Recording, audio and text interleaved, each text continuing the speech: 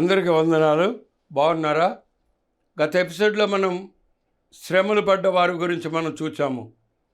పేతురు సంఘాన్ని తలక్రిందులుగా సిలువ వేసేసారు, అలాగనే మృగాలకు వేసేసారు. ఇప్పుడు హెబ్రీ పత్రికలో మనం కొన్ని మాటలు చదువుదాం. హెబ్రీయులకు రాసిన పత్రిక 11వ అధ్యాయము 38వ వచనం.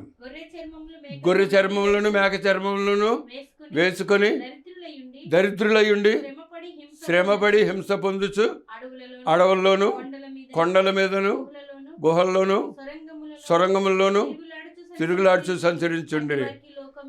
ఈ రోమన్ సామ్రాజ్య అధినేతలు ఏం చేశారు అంటే, ఆ క్రైస్తవులుగా అంటే యేసు ప్రభువును వెంబడించే వారందరినీ తీసుకొచ్చి గొర్రె చర్మాలు మేక చర్మాలు కుట్టు వేసేసేవారు.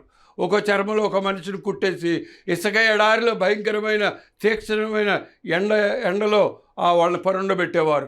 ఆ గొర్రె చర్మం కానీ ఆ మేక చర్మం కానీ ఆ ఎండకు ముడుచుకుపోతూ ఉన్నప్పుడు వీళ్ళ ఎముకలు పట్టపట్ట విరిగిపోతుంటే యేసు యేసు యేసు అని మూలిగారే తప్ప ఎందుకు నాకు ఈ కర్మ అని ఎవరు కూడా ధిక్కరించిన వారు కాదు. అలాగిన చర్మాల్లో చంపబడ్డారు కొంతమంది అయితే మరి రాళ్లతో చంపబడ్డారు. కొంతమంది రాళ్లతో ఎవరు స్టెఫెన్ను రాళ్లతో కొట్టి చంపారు.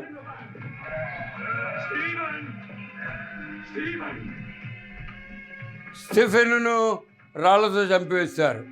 పేతురును తలక్రిందులు సిలువ వేశారు ఈ రోమన్లే.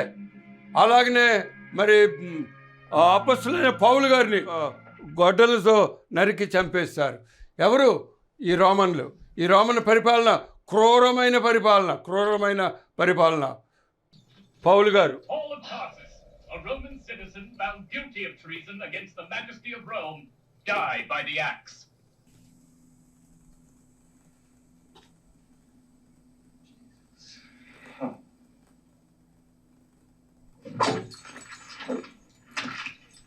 One stroke. ఇలాగన శ్రమలు అనుభవించారు పూర్వపు క్రైస్తవులు. రోమన్లు పెట్టిన హింసలు అన్ని కావు.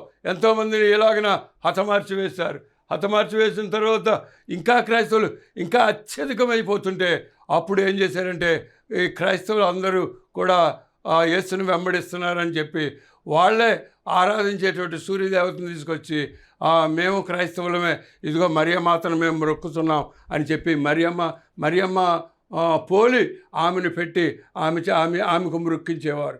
ఎట్లయినా విగ్రహారాధన తీసుకుని వెళ్ళి నాశనం చేయాలి ప్రజలు.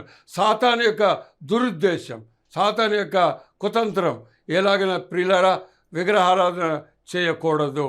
నేను తప్ప వేరొక దేవుడు నీకు ఉండకూడదు. ఇదే దేవుని యొక్క నిర్ణయం. ప్రభు అయిన యేసుక్రీస్తు వారు ఆయన నిజమైన దేవుని కుమారుడు. ఆయనే ఈ లోకానికి వచ్చాడు. ఈ లోకానికి వచ్చి మన కొరకు ప్రాణాన్ని త్యాగం చేసిన వాడు ఆయనే. పద్మపురాణం ఒక మాట చెప్తుంది, అపుత్రస్య గతి నాస్తి స్వర్గోనైతి వచ్చహ. అనగా పుత్రుడు లేకుండా స్వర్గం లేదు, పుత్రుడు లేకుండా వచనం లేదు. మారైతి ఇతి కుమార నరకాయితి వ్రాయితి ఇతి పుత్ర మారైతి ఇతి కుమార. ఈ కుమారుని వల్లనే మరణం నుండి తప్పించబడగలం. ఈ కుమారుని ద్వారానే నరకానికి తప్పించబడి దేవుని యొక్క రాజ్యానికి చేరగలం. ఎలాగిన యేసు ప్రభుని గురించినటువంటి ప్రవచనాలు ఎన్నో మనం చూడగలం. కనుక యేసు ప్రభు నిజమైన దేవుడు. సర్వలోకంలో సర్వ సృష్టిలో ఆయన వంటి దేవుడు ఒక్కడు కూడా లేడు. నేటి దినాల్లో ప్రతి వాళ్ళు కూడా, ఇదిగో మన అమెరికాలో ఒక సన్నివేశం జరిగింది. అగ్ని రాజేసి అగ్ని కాలిపోతుంటే అక్కడ ఉన్నటువంటి వారు, మాకు దేవుడు లేని కంట్రీ అంటే గాడ్లెస్ సిటీ అని ఒక సిటీ కట్టుకున్నారు. దానికి గాడ్లెస్ సిటీ అని పెట్టుకున్నారు. చివరిగా ఆ సిటీ అంత నాశనం అయిపోయింది. అందులో ఒక భక్తుని యొక్క గృహం మాత్రమే మిగిలి ఉన్నది. ఇటువంటి సన్నివేశాలు, దేవుని నమ్మినటువంటి వారిని ఆయన విడివడు ఎడబాయడు. అలాగిన క్రైస్తవులు అనబడినటువంటి వారు ఎన్నడూ కూడా కాపాడబడుతూనే ఉన్నారు. అయితే ఇవన్నీ కూడా జరగడానికి కారణం ఏంటంటే, సంఘం విస్తరించిపోతుంది నానాటికి అపొస్తలుల కాలంలో సంఘాలు విస్తరించిపోతుంటే ఈ రోమన్లకు అసూయ కలిగింది. చూడండి, మొట్టమొదటి సంఘం ఎంతో ఒకసారి పరిశుద్ధ గ్రంథం నుంచి అపొస్తలుడైన పౌలు వ్రాసిన పత్రిక 2వ అధ్యాయము మొదటి అధ్యాయము 15వ వచనం. ఆ కాలం ముందు ఇంచుమించు 120 మంది సహోదరులు కూడి ఉండగా పేతురు వారి మధ్య నిలిచింది ఇట్లా నేను 120 మంది సహోదరులు. ఆ కాలమున మొదటి సంఘం ఎంతమంది అండి? 120 మంది. రెండో అధ్యాయము 4వ వచనం 41వ వచనం. కాబట్టి పేతురు వాక్యము విన్న వారిలో బాప్తిసం పొందిరి. ఆ దినమందు 120 మంది ఎంతమంది అయిపోయారు? 3000 మంది అయిపోయారు. చూడండి ఒక్కసారి ఎలాగన క్రీస్తు ప్రభు యొక్క వాక్యం ద్వారా ఎంతమంది మారిపోతున్నారో. 4వ అధ్యాయము 4వ వచనం. వాక్యము విన్న వారిలో అనేకులు నమ్మిరి. వారిలో పురుషుల సంఖ్య మాత్రమే, పురుషులు మాత్రమే 5000 మంది. 120 మంది, 3000 మంది, 5000 మంది. ఆ తర్వాత ఇంకా 7వ అధ్యాయము 7వ వచనం. దేవుని వాక్యము ప్రబలమై శిష్యుల సంఖ్య యెరూషలేములో బహుగా విస్తరించెను. ఈ విస్తరించిన కాలంలోనే వారికి అసూయ ప్రారంభించారు. అసూయతో క్రైస్తవులను వేదన పాలు చేస్తూ ఉన్నారు. కనుక సంఘములు విశ్వాసమందు స్థిరపడి అనుదినము లెక్కకు విస్తరించారు. సంఘములు విశ్వాసమందు స్థిరపడి, దేంట్లో స్థిరపడాలి? ఆస్తిలో కాదు, ఐశ్వర్యంలో కాదు, జీవితంలో కాదు. విశ్వాసమందు స్థిరపడిన వారే లక్ష్యానికి చేరగలరు. ప్రభు అయినటువంటి యేసుక్రీస్తు త్వరగా రాబోతున్నాడు. ఆయన యొక్క రాజ్యం మనకు త్వరగా తీసుకురాబోతున్నాడు. మనం ప్రభు అయిన యేసునందు విశ్వాసంలో మనం పెరుగుదాం. ఈ రామన్న మృగానికి 10 కొమ్ములు. ఇది క్రూరమైన మృగం. ఈ 10 కొమ్ములు కలిగినటువంటి దీనికి మధ్యలో ఒక చిన్న కొమ్ము ఉంది. ఆ చిన్న కొమ్ము అనగా కొమ్ములు కాదు. ఆ 10 కొమ్ములు 10 మంది రాజులను సూచించడం. ప్రకటన గ్రంథంకి వెళ్దాం. ప్రకటన గ్రంథం, దానియేలు గ్రంథం 7:24. ఆ 10 కొమ్ములు ఆ రాజ్యం నుండి పుట్టబోవు 10 మంది రాజులను సూచించుతూ ఉన్నది. కనుక వీళ్ళు రాజులు. కొమ్ములంటే కొమ్ములు కాదు, రాజులు. ప్రతిమ అంటే ప్రతిమ కాదు, రాజ్యములు. అలాగనే మృగములు అంటే మృగములు కాదు, రాజులు. అయితే ప్రకటన గ్రంథం 17వ అధ్యాయము 12వ వచనం. నీవు చూచిన ఆ 10 కొమ్ములు అదిగో. ఇక్కడ దానియేలు గ్రంథంలో ఆ 10 కొమ్ములు 10 మంది రాజులు. అలాగే ప్రకటన గ్రంథంలో నీవు చూసిన ఆ 10 కొమ్ములు 10 మంది రాజులను సూచించుతూ ఉన్నది. వారి ఇదివరకు రాజ్యం పొందలేదు, కానీ ఒక గడియ క్రూర మృగముతో కూడా, అంటే రోమన్ల కాలము మరలా తిరిగి రాబోతుంది. ఆ కాలంలో రాజుల వలె వెలిగిపోతూ ఉంటారు వీళ్ళు. వీరు ఏకాభిప్రాయం కలిగిన వారై తమ బలమును అధికారమును ఆ మృగమునకు, ఈ మృగానికి అప్పచెప్తారు. ఈ మృగం సాతాను, అపవాది లోకంలో ఇప్పటికే శాంతి అనే నెపంతో సర్వప్రపంచాన్ని జయిస్తూ ఉన్నాడు. చూడండి, యోహాను గారికి వచ్చినటువంటి దర్శనంలో 4 జీవులు చూచాడు. చూడండి, ఆ 4 జీవులు. ప్రకటన గ్రంథం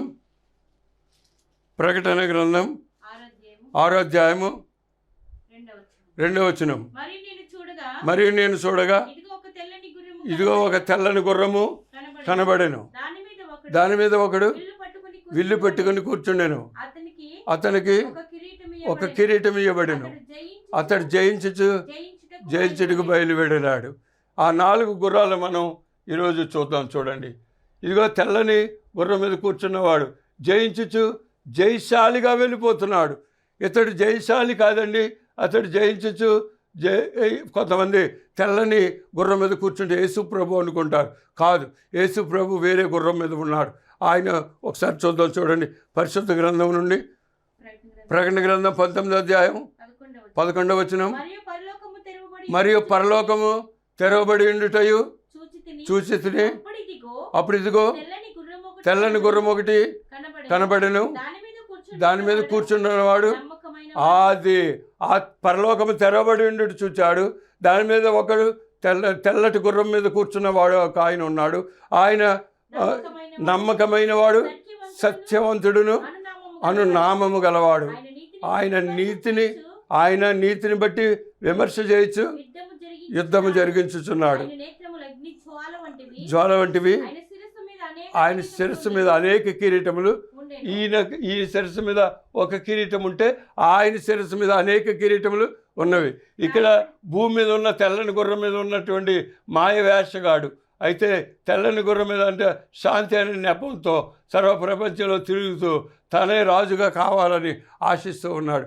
అయితే అసలైనటువంటి ప్రభువైన యేసుక్రీస్తు భూమి మీద ఉన్న గుర్రం నుంచి కాదు, అదిగో ఆకాశం తెరవబడి నుండి చూచితిని, ఆకాశంలో నుంచి వచ్చినటువంటి ఆ తెల్లని గుర్రం మీద ప్రభువైన యేసుక్రీస్తు వారు ఉన్నారు.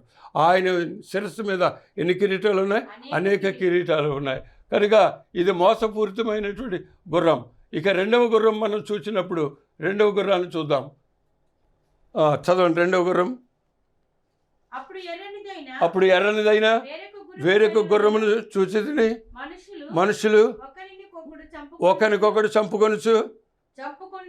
చంపుకొన్నట్లు ఎవరికి సమాధానం లేకుండా చేయిచూ ఉన్నాడు. గుర్రం మీద కూర్చున్న వానికి అధికారం ఇవ్వబడెను, మరియు అతనికి ఒక పెద్ద ఖడ్గము ఇవ్వబడెను. ఎర్రని గుర్రము, ఎరుపు గుర్రం దేనికి గుర్తు అంటే రక్తపాతానికి గుర్తు. ఎర్రని గుర్రం మీద కూర్చున్నవాడు మనుషుల్లో ఒకరికొకరు చంపుకోవడానికి. ఎక్కడ చూసినా చంపులాట, చంపుకోవడం చాలా సులభం అయిపోయింది. మనుషులు దురుసు మాటల్లో కూడా చంపుతాను అనేటువంటి మాటలు ఎక్కువైపోతున్నాయి. చంపుతున్నారు, అనేక మంది రక్తపాతం అవుతున్నారు. ఒకసారి అమెరికాలో పెద్ద బిల్డింగ్ ఒకటి కుప్పకూలిపోయింది. ట్విన్ బిల్డింగ్ ఏంటంటే జంట బిల్డింగులు. బిన్ లాడెన్ అనే వ్యక్తి ఒక విమానం ద్వారా మనుషులను పంపి దాన్ని కూల్చివేశాడు. ఎన్నో వేల మంది చనిపోయారు. అలాగనే అనేక చోట్ల నరహత్యలు, అనేక చోట్ల కూనీలు, ఇంకా ప్రమాదాలు, ఎన్నెన్నో విధాలుగా ఎర్రని గుర్రం, రక్తమయమైనటువంటి ఈ గుర్రం, ఈ సాతానుడు అనేక విధాలుగా మనుషులను హతమారుస్తూ ఉన్నాడు. పగ, ద్వేషం, కల్మషం, అసూయ చేత ఒకరికొకరు చంపుకున్నట్లుగా, ఒకరికొకరు షూట్ చేసుకున్నట్లు, యుద్ధాల వల్ల కానీ యుద్ధ పనిముట్ల వల్ల కానీ ఎంతోమంది చనిపోతున్నారు. అలాగనే ఇంకొక గుర్రాన్ని మనం చూడండి. మత్తయి సువార్త 6వ అధ్యాయం 5వ వచనం. ఆయన మూడవ ముద్రను విప్పినప్పుడు రమ్ము అని మూడవ జీవి చెప్పుగా వింటిని. నేను చూడగా ఒక నల్లని గుర్రము కనబడెను. దాని మీద ఒకటి త్రాసు చేత పట్టుకుని కూర్చుండెను. మరియు దేనారమునకు ఒక సేరు గోధుమలనియు 3 సేర్ల ఎవలనియు నూనె ద్రాక్షరసం పాడు చేయవద్దనియు 4 జీవుల మధ్య చెప్పగా నాకు వినబడెను. కనుక ఈ మూడవది ఏమంటే నల్లనిది. నలుపు దేనికి గుర్తంటే కరువు. ఈ సర్వప్రపంచంలో అనేక చోట్ల కరువు. కొంతమంది నేటి దినాల్లో ఆహారం లేక ఎంతో అలమటిస్తూ ఉన్నారు. రోడ్ల మీద కానీ లేకపోతే చెత్త కుండీల దగ్గర కానీ కొన్ని దేశాల్లో చావకాశి పోస్తూ ఉన్నారు. మనమంటే దేవుని మహాకృప చేత ఆహారం తింటున్నాం, సమృద్ధిగా ఉంటున్నాం. కానీ కొన్ని దేశాల్లో ఆహారం లేక, ఆఫ్రికా దేశాల్లో చాలా దేశాల్లో సమృద్ధి అయినటువంటి భోజనం లేక అలమటిస్తూ ఉన్నారు. కరువు ఎలాగో తటస్థిస్తుంది, ఎలా ఉంటుంది చూడండి. ఆఫ్రికా దేశాల్లో ఈ విధమైనటువంటి కరువు తాండవిస్తూ ఉంది. నువ్వెంత క్షేమంగా ఉన్నావు, నువ్వెంత ఆరోగ్యంగా ఉన్నావు, నీకు భోజనం కరువు లేకుండా ఉంది. దేవుని మహాకృప.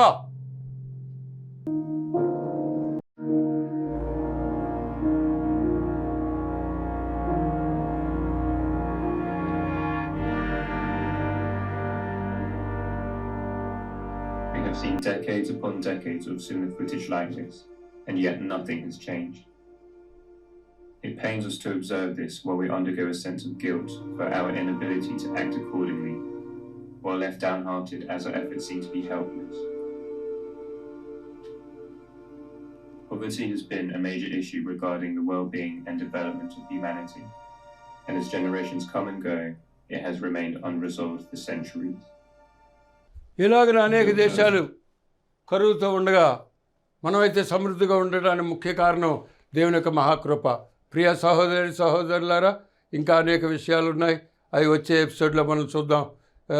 ఎవరైనా మరి ఈ కార్యక్రమాలకి ఒకవేళ సహాయపడదలుచుకుంటే నా ఫోన్ నెంబర్ 7801034536. అది గూగుల్ పే, ఫోన్పే కూడా అదే నెంబర్ అండి. ఒకవేళ ఎవరైనా సహాయపడదలుచుకుంటే దేవుని యొక్క కృప మీకు తోడైనను గాక. ఈ వర్తమానాలు అన్ని చోట్ల వినిపించాలనే ఆశతో నేను పెరాలసిస్ పక్షవాతం వచ్చినప్పటికీ కూడా నేను నిలబడి వాక్యాన్ని అందిస్తూ ఉన్నాం. కొన్ని విషయాల్లో నోరు తిరగట్లేదు, అలాగనే కాలు వాపులతో బాధపడుతూ ఉన్నాం. కనుక ఈ వర్తమానం అందరికీ వినపడాలి అంటే మీరు కూడా సహకరించాలని ప్రేమతో మనం చేస్తున్నాను.